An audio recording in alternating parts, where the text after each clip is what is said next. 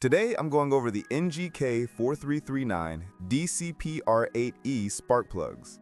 You will find a link to purchase this and other models at a discount in the description below the video. You can place your order right now. I'm using a screencast for this because I can't show the plug itself on camera at the moment, so we'll walk through the details on screen and talk about what matters when you decide if this model is right for your engine. I start with the basics because this model is pretty common for smaller engines. Many scooters, generators, bikes, and some four-stroke outdoor equipment use this heat range. Did you know that the best discounts on Amazon last only a few hours? That's why I launched 2 channels where I publish the highest discounts on Amazon products in real time every day. Follow the link in the description and subscribe to our Threads and Telegram channels right now to consistently save money on your everyday purchases. When I looked into the specs, the first thing that stood out was the standard copper core design. Nothing fancy here, and that's both good and bad. Copper fires well and stays stable, but it doesn't last as long as iridium. If you expect long service intervals, this model isn't built for that. If you're fine swapping plugs on schedule, then it's enough. On the screen, you can see the usual NGK build. The shell looks clean, threads cut well, and the insulator shape follows their standard layout. This is the part NGK usually gets right. They keep tolerances tight, and most people say the same thing about consistent firing and not having to re-gap out of the box. In some cases, the gap can still be off, and I've seen a few reports that needed a slight adjustment, so it's worth checking before installation. The next thing I cover is fit. This model doesn't work for every engine, even if someone online says it does. Some people force it into non-matching models and blame the plug after.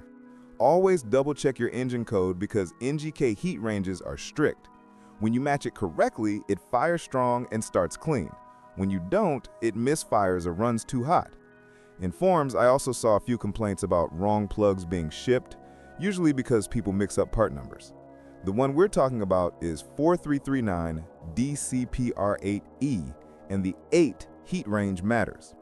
When I scroll through the specs, the extended tip design is clear. This usually helps lower speed engines burn fuel better. On smaller bikes and generators, that's helpful because those engines often sit at steady RPMs.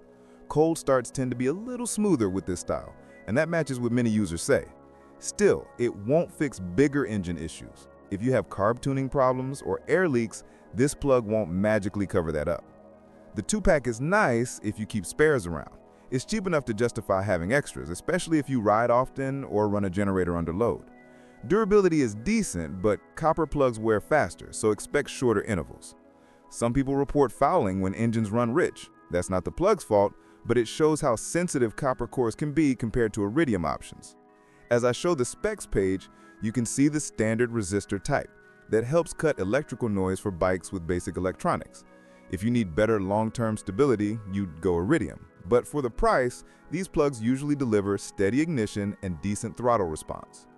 Overall, the NGK 4339 DCPR8E works fine when matched to the right engine. It starts clean, fires reliably, and stays consistent.